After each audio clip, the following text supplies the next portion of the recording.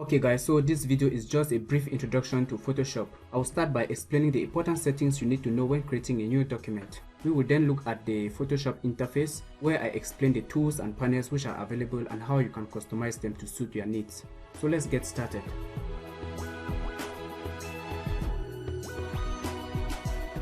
Alright, here on the screen you can see I have the 2020 version of Photoshop installed, and once it is opened up you will see a welcome screen like this. On this welcome screen you can do two things. You can either click on this link to select a photo from your hard drive and load it directly into Photoshop, or you can also click on this open button to locate any file on your hard drive. If you need to create a new document from scratch, then click on this button. Right up here we see the Photoshop logo. If you click on the Photoshop logo, you will be taken into Photoshop, where you can be able to see the panels on the right and the toolbar on the left. Here at the top we have the options bar, which I'll explain in a moment. But right now you cannot do anything on this interface because you need to at least create a new document. So to return back to the welcome screen, you can just click on the home icon right here. Right now on the home screen, if we click on the create new button to create a new document, the new document window opens up. Here you can see your recent documents.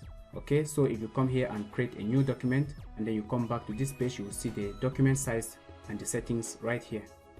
To the top we have some presets which you can use easily. For example, if I click on the photo preset, we see we can create a document that is in landscape mode or in portrait mode. Once a preset is selected, you can adjust the preset details here on the right. For example, I can do things like giving a new name to this document and then adjusting the size of the document, as well as changing the units of measurement from inches to pixels or any other units from here. And when you are done, you can click on this button to save a new preset.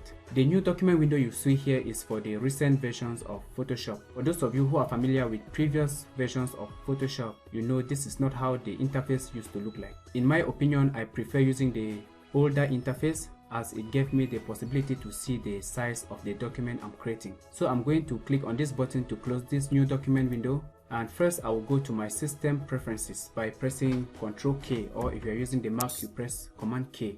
On the preferences window we have all the tabs here on the left. On the generals tab, let us tick use legacy new document interface and let's click on OK. Right now if I try to create a new document, we will see it is very much different from what we saw a moment ago. Alright, again we can still do things like giving a name to our document, for example my new document.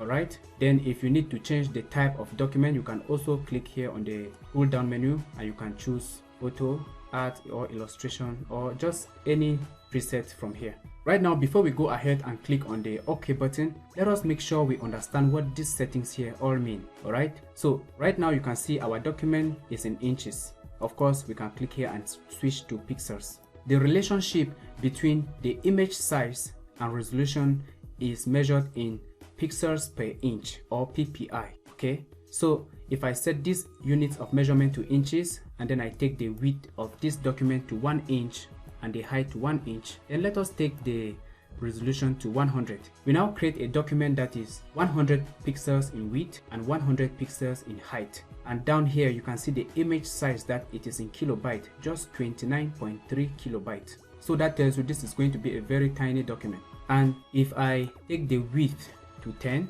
and adjust the height to 10, let's bump up the resolution from 100 to 300. You can see that the image size has also increased, and we are now creating a document that measures 3000 pixels in width and 3000 pixels in height. Alright, so the higher the resolution, the higher the image size, and the more pixels you will be able to pull up on the screen. But what exactly are pixels? For instance, if I bring up an image on the screen like this, we can consider the square boxes as pixels. So we have 20 pixels horizontally and 20 pixels vertically. If you multiply the horizontal and vertical pixels, you get a total of 400 pixels. So if this diagram on the screen was an image, you will say it has a total of 400 pixels. Alright, that's nice. Let's get back into the new document window.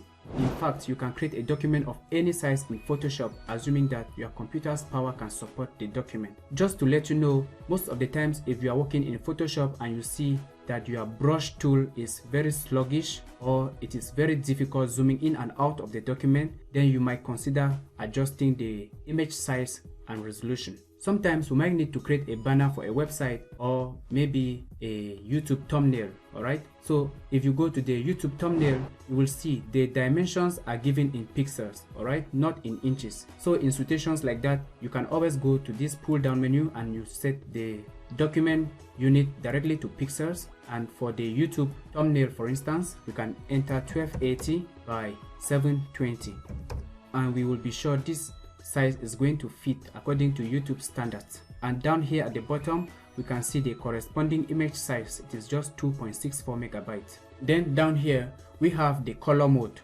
Okay, so if you click on this pull down menu, you will see we have bitmap, grayscale, RGB, CMYK and lab colors. The two important color modes you are going to use here will be RGB and CMYK. If you intend to create a graphic for a website or for social media, then work with RGB color. If your document is going to be printed, then you can choose the CMYK color mode. To the left, we have something called the bit.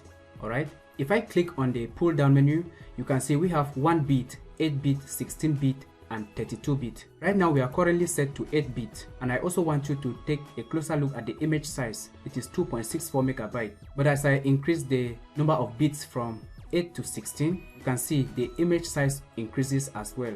An 8 bit per pixel RGB image has 256 values for each RGB channel.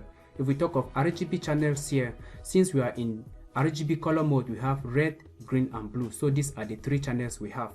So an 8 bit per pixel RGB image has 256 values for each of the RGB channels. If we multiply 256 for the red value by 256 for the green value and multiply by 256 for the blue value, we get a total of 16.7 million colors. Okay, I think this color will be the highest that the human eye can actually see. If we now increase the bit to 16 bit, you will see we will be having many colors on this screen, and it will take high resolution monitors for you to be able to detect this type of colors. This is why those folks who do a lot of photo editing, they usually shoot their images in higher bit depth so that they can have a lot of colors to use during the image editing and correction. So just know, the higher the number of bits, the more information the image will contain and the more editing you can be able to do. Alright, so I'll return to 8 bit. Alright, so on the background content here, we can either choose to allow it white, black, or choose a custom color, or even make the background totally transparent. Alright, and when we are done with all these settings, if we need to make sure we save this preset to use several times, we can then come here to where it says save preset. If we click on the save preset, I will be able to give it a name. Since this is a size for a YouTube thumbnail, I can just call it thumbnail, just like so. Then I hit the OK button. Now next time if I need to create a YouTube thumbnail, I will not have to put these values again, but I'll click on this pull down menu and select thumbnail from here. Now that we are satisfied with the new document, I am going to click the OK button. And after doing so, Photoshop will finally open up where we can use the tools and different settings. The first thing I usually do is try to customize these panels right here to suit my needs. Alright, so I will usually click on this empty area here and choose close the tab group. Notice here we have the length tab, libraries and adjustments. So if I right click here and choose close tab group, everything that is on this tab is going to be closed. So let's do that. Alright, so I can also come here, right click and then choose close tab group. The layers panel is a very important panel in Photoshop, and I always leave that open right here. And this button right here, the history command, I don't use that very often. So this is how I like my interface to just look very simple and nice. Now after customizing these panels, I will now have to save these changes so that next time I can easily switch to this particular workspace. Now if I am done arranging my workspace, I can now save it so that I can always go back to that particular workspace. To save a workspace, let us go up here beside the search button and click on this little button right here. Right now, I will go down here to where it says new workspace. I'll click there to save it, and I will give the name of my workspace. I will call it my space, and then I will hit the save button. And now if I click here and then I choose the essentials workspace again, you can see it is still the same, but if I now come here and choose reset essentials, everything that was there previously comes back to screen. And if I need to go back to my new workspace, I'll just have to click here and then choose my space, and it will come up just like so. Okay, so we have panels on the right, and then to the left we have a single column toolbar. It is single column for now, but if you need to have a 2 column right here, you can click on this right pointing arrows right here. By doing so, you will have a 2 column. Then to the top here we have the options bar. The options bar is very context sensitive, which means it changes depending on the tool that you are currently using. If I select the move tool, you can see we have auto select, show transform handles, which we can turn on and off, and all these alignment options right here. But if I now switch to maybe the lasso tool, you will see we have different options here, like to add the feather and select and marks. The same thing happens if I switch maybe to the brush tool. You see the settings change. So it is very nice to have a context sensitive options bar just like this. And then to the bottom here we have the percentage at which we are currently looking at our document, and then we also have some document info right here. You can click on this tiny pointing arrow right here to choose what will be displayed here. So right now we have document dimensions, but if I need to see the size of this document, I can choose document sizes from here. Now we can see my document size is 2.64 megabytes.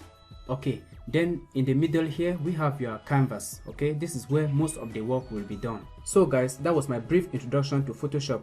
In upcoming movies, I will be demonstrating different aspects of the program, such as using the tools to create awesome designs and illustrations, masking, compositing, and even animating clips for social media using just Photoshop. To stay up to date, subscribe to this channel and hit the like button. Thank you for watching, and see you in upcoming movies.